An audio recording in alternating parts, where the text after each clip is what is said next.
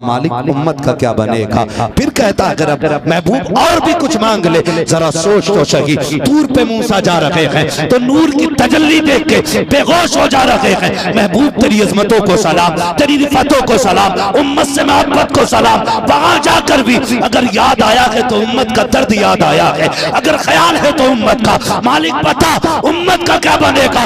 रब ने फैसला कर दिया, महबूब जा हम वादा करते हैं जो तेरा हो जाएगा वो मेरा हो जाएगा।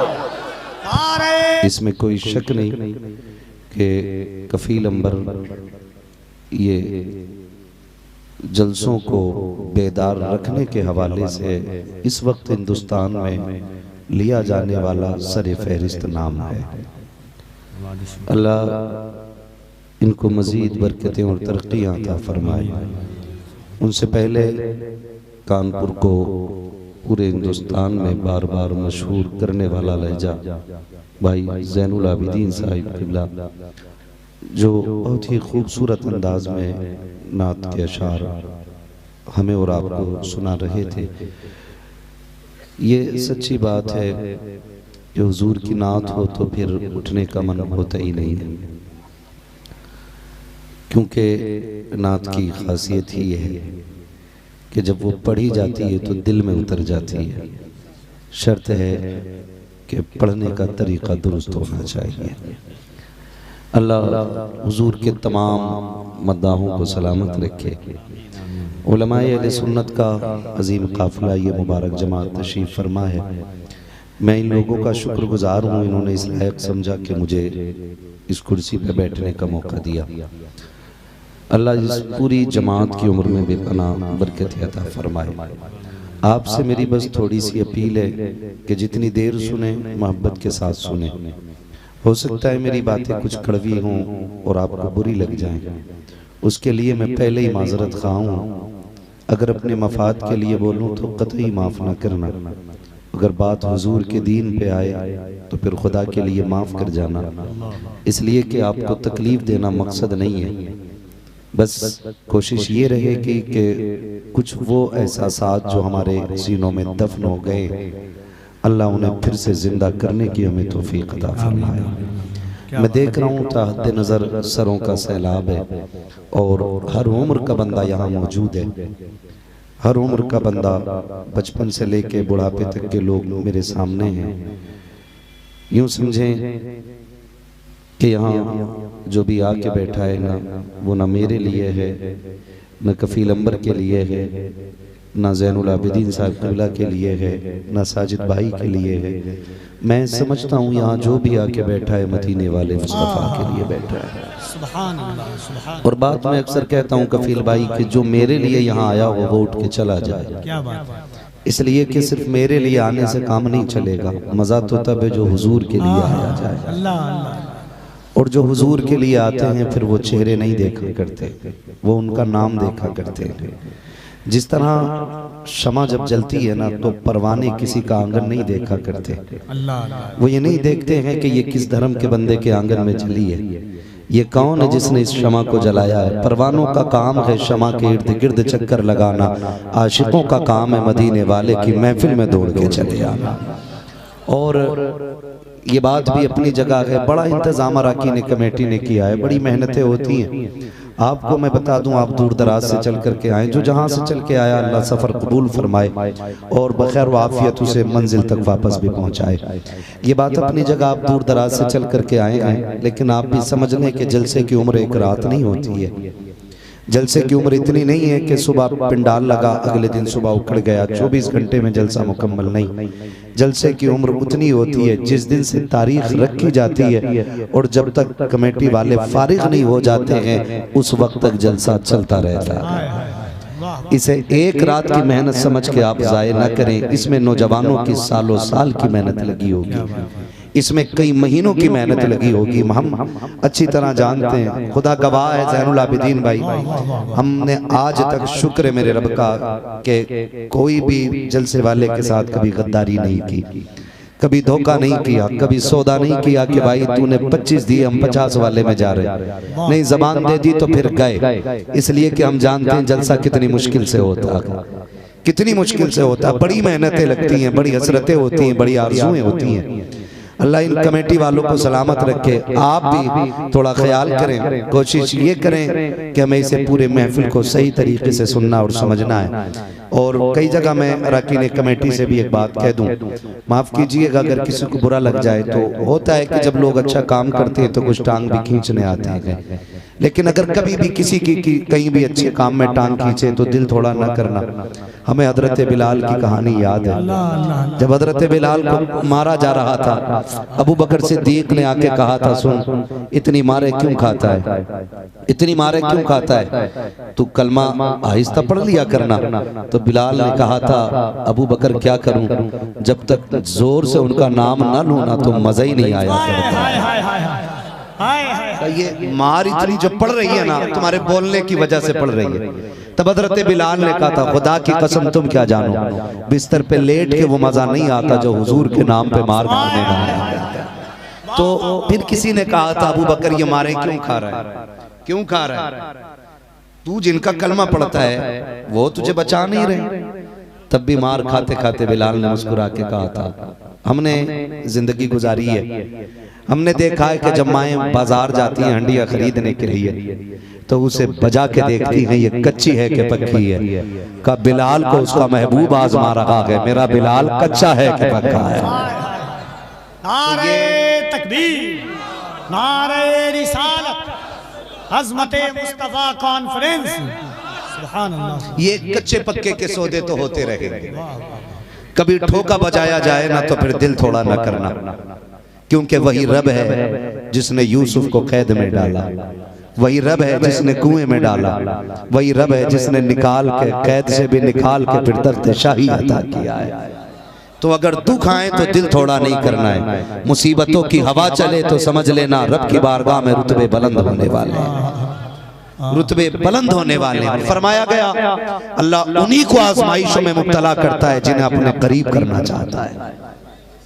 हाँ, अल्लामा शरफुद्दीन साहब आपको और आपकी पूरी टीम को और आपके जितने चाहने वाले हैं, अल्लाह सबको सलामत रखे, सबको सलामत रखे।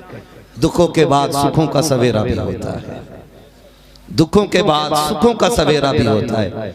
मुश्किल दौर गुजर जाते हैं, कितना भी मुश्किल दौर आ जाए नबी के बिलाल से ज्यादा मुश्किल नहीं आ सकता है, नहीं आ सकता है। लेकिन नौजवानों आपसे मेरी इतनी गुजारिश है, दौर कितना भी मुश्किल आ जाए हमें हुजूर का दामन नहीं छोड़ना है, हमें हुजूर का दामन नहीं छोड़ना है। दौर कितना भी मुश्किल आ जाए हमें हुजूर का दामन नहीं छोड़ना है।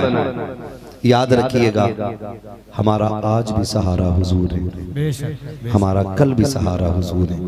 और हम तो ये बात अक्सर कहते हैं, मरने की तरफ देख न जीने की तरफ देख, जब चोट लगे दिल को मदीने की तरफ देख, जब चोट लगे दिल को मदीने की तरफ देख। बड़ा गहरा ताल्लुक है हमारा हुजूर से, हमें यही समझने की जरूरत है हमारा रिश्ता हुजूर से क्या है, हमारा रिश्ता हुजूर से क्या है। तफसील में नहीं जाऊंगा, मोटी मोटी बात समझा दूं। हजरत मूसा तूर पे गए, सिर्फ झलक देखी थी, नूर नहीं नूर की तजल्ली देखी थी, बेहोश हो गए थे। सलाम करो उस महबूब को जो सुम्मा दना फतदल्ला फकाना क़ाब क़ौसैन औ अदना, जो इन मंजिलों में पहुंचा और रब को माथे की निगाहों से देखा, बेहोश नहीं हुआ। लेकिन जानते हो वहां भी मामला क्या था, महबूब बहुत रोया है। आज मांग क्या मांगता है, चाहते हुकूमत मांग लेते, चाहते तो बच्चों के लिए ऐश मांगते, चाहते तो कहते मालिक करबला से औलाद बचा दे। मगर जानते हो क्या कहा, या अल्लाह बता तूने वादा किया था सौदा तन्हाई में होना है, मेरे मालिक मेरी गुनाहगार उम्मत का क्या बनेगा। मैं बता रहा हूं हुजूर से उम्मत का रिश्ता क्या है। मालिक बता, जब मेरे कयाम लंबे हुए तूने कहा महबूब कयाम छोटे कर ले, जिब्रील को तूने भेजा, जिब्रील ने कहा महबूब लंबे कयाम की वजह क्या। तो मैंने कहा था जिब्रील जब मैं लेटता हूं तो मुझे उम्मत का पुलसरात से गुजरना याद आता है, बस उम्मत की फिक्र सोने नहीं देती। फिर तूने कहा था ना जिब्रील से महबूब से कह दे आंसू साफ कर ले, उम्मत का मामला है ना तो सौदा तन्हाई में हो जाएगा। कहने वाला तू होगा, सुनने वाला मैं होगा। मालिक बता फिर उम्मत का क्या बनेगा। रब ने फरमाया कुछ और भी मांग। कहा मालिक उम्मत का क्या बनेगा।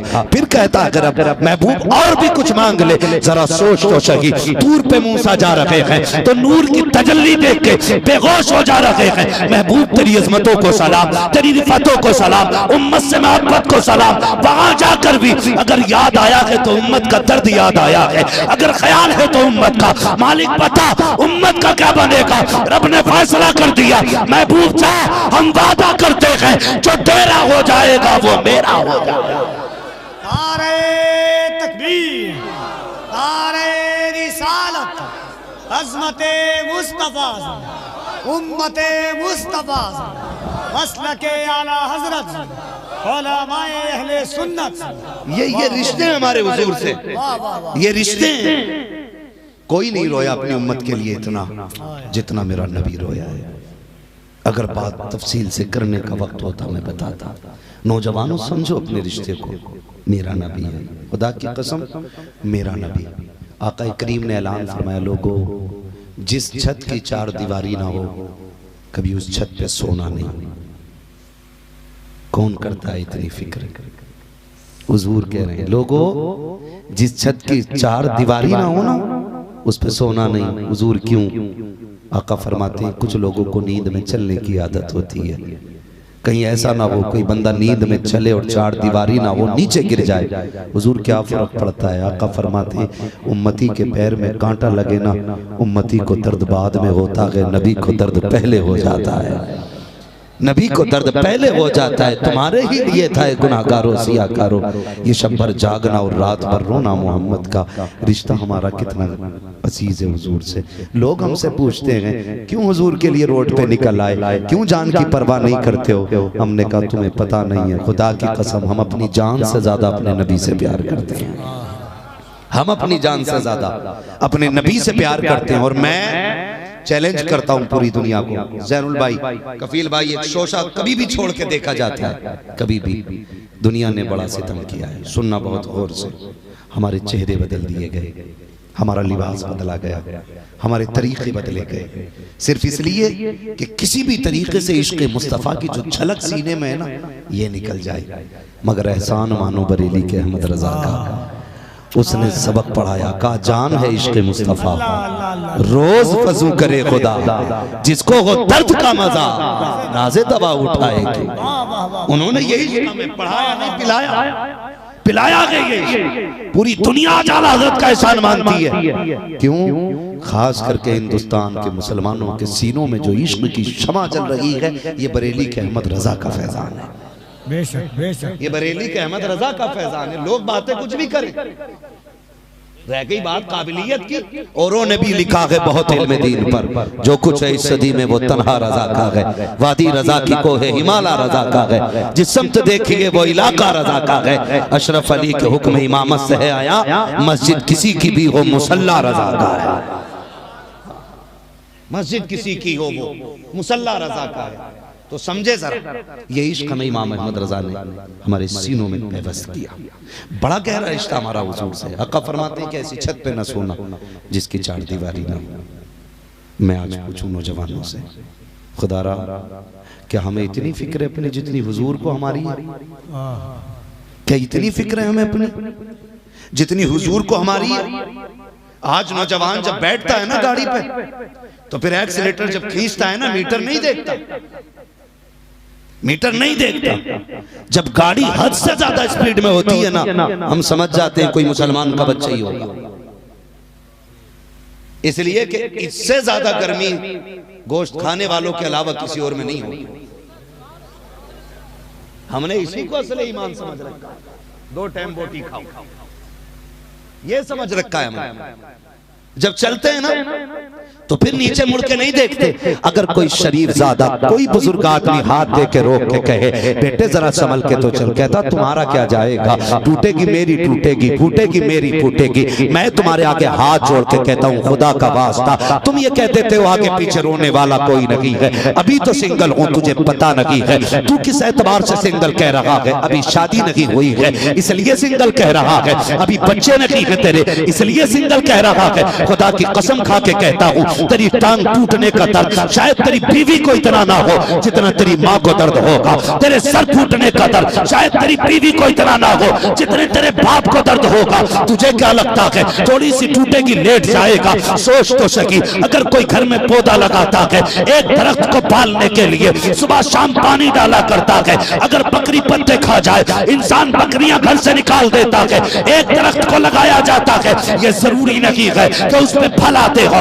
ये जरूरी नहीं है कि उस पे नेमतें उतरती हो। वो कहा था किसी ने पेड़ उम्मीद का ये सोच के काटा ना गया, फल ना पाएंगे इसमें तो हवा ही देगा। हमने तो यहाँ तक देखा है एक पर पेड़ को पालने के लिए 6 साल लग जाया करते हैं, फिर पेड़ लगाने वाला उसके नीचे जब बैठ करके ठंडी सांसें लेता है, खुदा की कसम एसी के अंदर बैठ के इंसान को वो सुकून नहीं मिलता है जो अपने मेहनत के पेड़ के नीचे बैठ के बंदे को सुकून मिलता है। अब मैं पूछना चाहता हूँ अगर पेड़ उम्मीदों से लगाया गया है, 1000 हसरतें पेड़ों के साथ थी, तो सोच तो सही तेरी परवरिश में तो पेड़ से ज्यादा मेहनत लगी है, तेरी जवानी में तो 15 साल नहीं 18 साल लग गए हैं। एक खेती करने वाला 6 माह में आने वाली फसल से 1000 उम्मीदें लगाता है, तो तेरी माँ को तुझसे कितनी उम्मीदें होंगी, तेरे बाप को कितनी उम्मीदें होंगी? तू ये कैसे कह सकता है आगे पीछे रोने वाला कोई नहीं है? खुदा का वास्ता उनको तकलीफ दे करके उनकी जिंदगी को मुश्किल ना करो।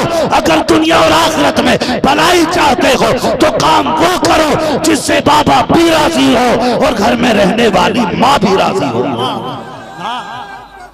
अल्लाह वाह वाह वाह वाह। हाँ दुख होता है, तकलीफ होती है, 1 मिनट के लिए गाड़ी रोकने तैयार है। वो कभी पलट के मदरसा गया ही नहीं, बैठा कान में लीड लगी है, न बिस्मिल्लाह का पता ना अल्लाह का नाम लिया, 4 कदम चले गाड़ी टकराई टूट गई, तो फिर अल्लाह ही अल्लाह कर रहा, फिर अल्लाह ही अल्लाह कर रहा जब टूट गई तो। भाई हमारे दीन ने क्या नहीं दिया? डॉक्टर इकबाल ने कहा था तेरे दामन में है किस लालो जवाहर की कमी, तू किसी और के दामन की तरफ क्यों देखे? तू किसी और के दामन की तरफ क्यों देखे? दुनिया कहती दुनिया ने तरक्की की है, हमने कहा क्या? कहा पहले कोई एयरबैग गाड़ी में नहीं था, फिर 2 हुए, आज 4 हो गए, कहा 6 हो गए। मैं कहता हूं पगले जिंदगियां एयरबैग से नहीं बचती, खुदा की रहमत से बचा करती है। किस चीज से बचती है? जोर से, खुदा की रहमत से। तो हमने अपने रब की रहमत को आवाज दी, दुआ है।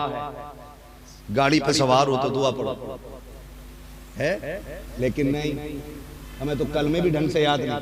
माफ कीजिएगा, कभी तीजा हो ना मस्जिद में तो देखो चने मिला रहे किसने कितने पढ़ लिए। जो कभी मदरसा ना गया ना वो उसके आगे इतना बड़ा ढेर है। जो इमाम साहब हैं उन्होंने इतने ही पढ़े हैं। क्यों जानते? हमें आता ही नहीं कलमा। ये कड़वी सच्चाई है, गलत नहीं कह रहा हूं। आप जितने चाहो नारे लगा लो, जितने चाहो चल लो, कसम खा के कहता हूं अगर खड़ा करके पूछ लो ना 90% को सही से बिस्मिल्लाह याद नहीं होगी। ये हमारी कंडीशन है। डॉक्टर इकबाल की वो बात याद करो, यूं तो सैयद भी हो, मिर्जा भी हो, अफगान भी हो, तुम सभी कुछ हो, बताओ कि मुसलमान भी हो। हम मुसलमान हैं। कौन है आप? जोर से बोलो, फख्र से कहो, हम मुसलमान हैं। ये शुक्र है रब का, उसने मुसलमान बनाया है। लेकिन तुम्हें क्या नहीं दिया गया? तुम्हें तो सब कुछ दिया गया था। तुमने एयरबैग पे भरोसा। अभी कुछ दिन पहले नैनीताल कुछ लोग घूमने गए है ना, बड़ी कीमती गाड़ी से गए और उसमें कई एयरबैग, ठीक है, फिसली गिरी, सब खत्म। 4 नौजवान खत्म हुए उसमें, 4 नौजवान। मैं पूछना चाहता हूँ एयरबैग किधर गया? जो तुमने उसमें दिमाग लगाया था ना, अब कोई जरूरत नहीं, अब तो एयरबैग सिर्फ अल्लाह की जात है। अगर जिंदगी दे तो मछली के पेट में भी बचा लेता है, क्या बात। और अगर मारने पे आए तो 7 तालों में भी बंदा नहीं बच सकता है। लेकिन हमारे रिश्ते अल्लाह से होने चाहिए, रिश्ते अल्लाह से मजबूत होने चाहिए। रिश्ते मजबूत रहे ही नहीं, ये कड़वी सच्चाई है। टांग टूटी तो खुदा याद आया। हुजूर ने तुम्हें क्या नहीं दिया? घर से निकलो तो दुआ पढ़ के निकलो, लेकिन आज बच्चे घर से निकले तो बच्चा कह रहा पता ही नहीं कौन सा स्टाइल है। इसका मतलब हमारे यहाँ तो अगर कोई कहना चाय ले आ, तो अगर वो वहां से पूछे लाऊं या ना लाऊं, अगर बंदे ने इधर से कह दिया ऐसे चाय आएगी, क्या मतलब हुआ इसका? क्या मतलब होता है ऐसे हिलाने का भाई? नहीं ना, जब अब्बा घर से जा रहा है तो बेटा ऐसे क्यों कर रहा है? क्या मतलब है? ओ भाई क्यों उठाई हाथ ही बताओ कि तेरी जरूरत नहीं है हवेली को? पलट के मत आना, ये मतलब हुआ ना? या कोई इसका मतलब कुछ और हो तो मुझे बताओ। हमारे यहां तो सिर्फ यही कहा जाता, इसका मतलब ना है, नो, यही है ना? तो जब आप घर से निकले, माँ ने बच्चे को गोद में लिया, का देख पापा जा रहे हैं बेटे, बाय बाय कर दे।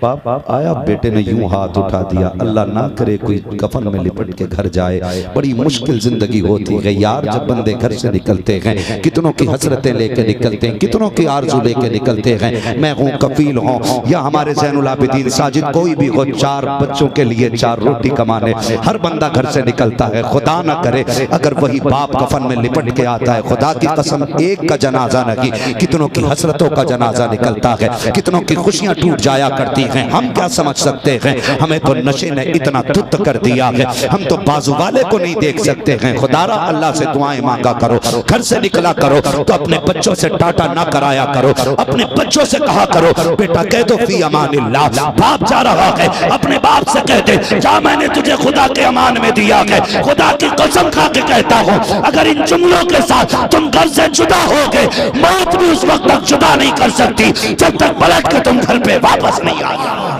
नारे तकबीर, नारे रिसालत, इस्लाहे मुआशरा, खलीफे हुजूर अवैसे मिल्लत, अज़मते मुस्तफ़ा कॉन्फ्रेंस। वाह वाह, मुझसे फ्री की जन्नत की उम्मीद न रखना मुफ्ती साहब। वाह वाह वाह वाह वाह, जन्नत मेरे बाप की नहीं है, जन्नत रसूल पाक की है। जन्नत उसे मिलेगी जिसे मुस्तफ़ा चाहेंगे, और मुस्तफ़ा उसे चाहेंगे जो उनसे प्यार करे। प्यार करे यार, गुनाहगार हैं, सियाकार हैं, पूरी जिंदगी नाफरमानी में गुजर गई, लेकिन शुक्र है हुजूर का नाम तो लेते हैं ना, है ना? आला हज़रत ने क्या कहा, दिल बस खौफ से पत्ता सा उड़ा जाता है, पल्ला हल्का की सगी भारी है भरोसा तेरा है, अपने महबूब की उम्मत में बनाया मुझको, शुक्र किस तरह करूं मालिको मौला तेरा, है ना? तो जब निकलते हैं ना तो कहते बेटे बाय बाय कर दो ना। सुने अल्लाह के नाम में कितनी बरकत है, रिश्ते मजबूत करो, अल्लाह से रिश्ते मजबूत करो। हजरत उमर फारूक आजम का दौरे खिलाफत है, हजरत उमर फारूक आजम का दौरे खिलाफत है। बाप बेटे हजरत उमर फारूक आजम से मिलने के लिए आए। हजरत उमर फारूक आजम ने जब मुंह उठा के देखा ना तो बाप बेटे की शक्ल सेम सेम थी, मिलती जुलती। कभी हजरत उमर बाप को देख रहे, कभी बेटे को देख रहे। उसने कहा अमीरुल मोमिनीन क्या देख रहे? कहा मुझे हैरत हो रही है, आपके चेहरे इतने मिलते जुलते। तो उन्होंने कहा उमर इससे भी ताज्जुब की बात ना बता दूं? कहा क्या? कहते हैं सुने कहानी बड़ी दिलावेज है। तवज्जो है ना सारे लोगों की? सो तो नहीं रहे ना? मुश्किल होता है एक अच्छे नाटका के बाद अपनी बात दूसरे के दिमाग में उतारना, ठीक है ना? एक जहन बना रहता है। तो मैं तो चूंकि वैसे भी कड़वी बातें करता हूँ, अल्लाह करे ये जहन कबूल कर ले। तो हजरत उमर फारूक आजम ने कहा क्या बात है? उसने कहा सुने हजरत मैं एक ताजिर आदमी, मैं तिजारत के लिए प्रदेश जाने लगा, मेरी बीवी उम्मीद से थी, और आज की तरह उस वक्त में गाड़ियों की, फ्लाइट की या किसी सवारी की फैसिलिटी नहीं थी। ऊँटों पे सफर होते थे या फिर पैदल सफर होते थे, घोड़े होते थे, ये चीजें आमतौर के इस्तेमाल में होती। कहा हुजूर मैं जाने लगा। जब मैं जाने लगा बीवी उम्मीद से थी, मेरी बीवी दरवाजे तक मुझे छोड़ने आई, और दरवाजे तक आते आते उसने कहा मेरे सरताज जा तो रहे हो, ये जो अमानत पल रही है इसे किसके सहारे छोड़ रहे हो? इसे किसके सहारे छोड़ रहे हो? हज़रत उमर सुन रहे हैं और वो कहते हैं हुजूर मेरी जबान से जुमला निकला, मैंने इस बच्चे को अल्लाह के हवाले कर दिया है। किसके हवाले? अल्लाह के। सारे अपने रब का नाम ले लो, पता नहीं हमने कब से ना पुकारा हो। किसके हवाले? किसके हवाले? अल्लाह के हवाले, अल्लाह के हवाले। कहते हैं बीवी ने इतना कहा मैं चला गया। कहती मुझे कुछ वक्त लगा, मैं पलट के आ रहा था तो अब फोन का दौर तो नहीं था, मेरे जहन में ख्याल था, मैं सोच रहा था कि घर जाऊंगा, बेटी होगी तो ये नाम दूंगा, बेटा होगा तो ये नाम दूंगा। हजरत जी मैं बहुत सोचते हुए आया। कहते मगर नसीब में कुछ और ही लिखा था, किस्मत को कुछ और ही मंजूर था। हजार इरादे करने के बाद जब मैं दरवाजे पे पहुंचा, लोगों की भीड़ लगी थी, मेरे घर पे ताला पड़ा था। मैंने कहा लोगों में यहाँ बीवी को छोड़ के गया था, कहाँ गई मेरी बीवी? लोगों ने कहा उसका इंतकाल हो गया। हमने बड़ा इंतजार किया, तू नहीं आया, हमने उसको दफन कर दिया, इतना सुनना था। कहते मेरी चीख निकल गई। मैंने कहा मैं इतना कम नसीब, बीवी के जनाजे को भी कंधा न दे सका। मैंने कहा वो उम्मीद से थी, उसके बच्चे का क्या बना? कहा हुजूर वो बच्चा पैदा नहीं हुआ था, माँ के साथ वो भी दफन कर दिया गया। कहता है कि जब लोगों ने इतनी बात कही है मैं बड़ा बेकरार हुआ। मैंने कहा मैं उसके जनाजे में तो ना आ सका, कम से कम उसकी कब्र का पता बता दो ताकि हाथ उठा के उसके लिए दुआ कर सकूं। लोगों ने रहनुमाई की, मैं कब्रिस्तान तक पहुंचा। कब बहुत देर तक उसकी कब्र के पास बैठा रहा। फिर जब पलट के आने लगा, मुझे ऐसा लगा कि जैसे मेरी बीवी की कब्र में आग लग रही है। कहते हैं ऐसा महसूस किया, लेकिन मैंने खुद को संभाला, वापस आ गया। घर आने के बाद मैंने बिस्तर पे लेट करके सोचना शुरू किया। मेरी बीवी पाबंदी के साथ नमाज अदा करती थी, पर्दे की पाबंद थी, कभी झूठ नहीं बोला, शौहर के साथ वफादार थी, उसकी कब्र में आग क्यों लग रही होगी? का ये ख्याल जहन में घूमा। फिर मैंने ये सोचा चलो चल के कब्र खोल के देखते हैं। का इस ख्याल से मैंने फावड़ा लिया, कब्रिस्तान गया और उसकी कब्र जाकर के खोली। कहते हैं जैसी तख्ता उठाया है, उसकी कब्र से मुश्क की खुशबू आ रही थी, कफन भी सलामत था, बदन भी सलामत था। मैंने देखा, फिर ख्याल किया ये मेरे जहन की पैदावार थी जो मुझको यहाँ तक ले आई। कहा मैं तख्ता लगाना चाहता था, अंदर से बच्चे के रोने की आवाज आई। कहा हुजूर बेटा मेरा था, मेरी औलाद था, बर्दाश्त न कर सका, मैंने छलांग लगा दी। क्या देखता हूँ बच्चा माँ के सीने पे सर रख के रो रहा है। मैंने तेजी से शहजादे को लिया और सीने से लगा के कब्र के बाहर आया। जल्दी जल्दी तख्ते लगाए, मिट्टी डाल करके आसमान की तरफ निगाह उठाई। मैंने कहा मालिक तेरा शुक्र है, तूने कब्र के